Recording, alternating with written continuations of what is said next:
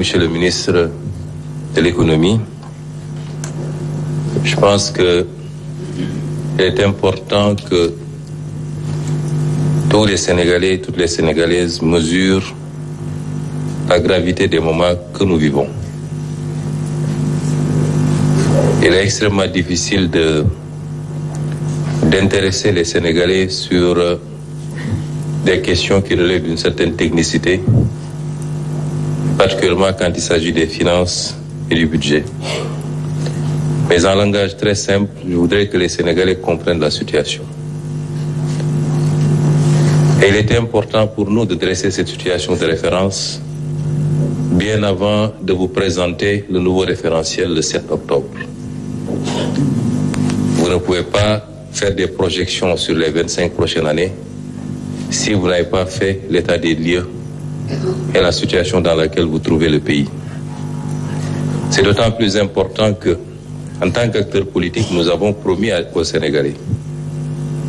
Nous avons mené une lutte politique pendant 10 courtes et longues à la fois années, qui ont été consacrées par l'élection du président Bassirou Diomaye Faye. Et nous avions promis aux Sénégalais que nous les mènerions au sommet du gratte-ciel.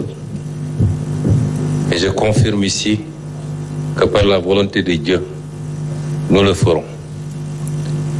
Mais en le faisant, même si nous soupçonnions et même si nous avions quelques éléments de preuve que la situation du pays n'était pas au beau fixe, nous étions loin de nous imaginer que les choses étaient si catastrophiques. Et donc ce que je voudrais dire, c'est que pensant être au premier étage, nous avions promis d'accélérer les choses pour amener le pays au sommet. Après l'inventaire et l'état des lieux, nous nous rendons compte que nous trouvons le pays au 4e sous-sol. Il nous faudra faire un effort de rattrapage qui exigera de notre part à tous beaucoup de sacrifices. Mais en langage beaucoup plus simple, c'est que le ministre vient de nous dire, c'est que les autorités que nous avons remplacées ont menti au pays et ont menti aux partenaires en falsifiant les chiffres publics, en donnant des données erronées, au moins sur les 3 aspects qu'il a soulevés, mais vous pouvez le considérer sur tout autre aspect, en l'occurrence ici, le déficit public, qui est au double de ce qui a été annoncé pendant tout ce temps. La dette publique, qui est 10 points plus élevée que ce qui a été annoncé. Et de manière constante d'ailleurs, de 2019 à 2023. L'exercice aurait pu remonter plus loin.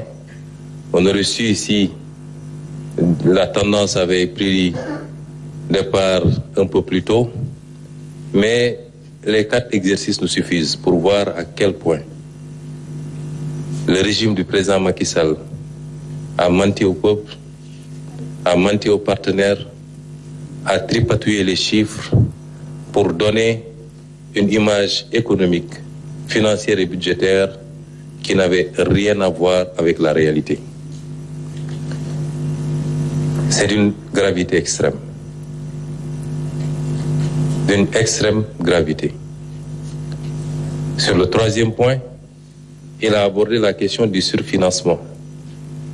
De manière très simple, ça veut dire simplement que les partenaires avaient accepté que le Sénégal puisse aller en termes de levée de fonds au-delà de ce qui était annuellement autorisé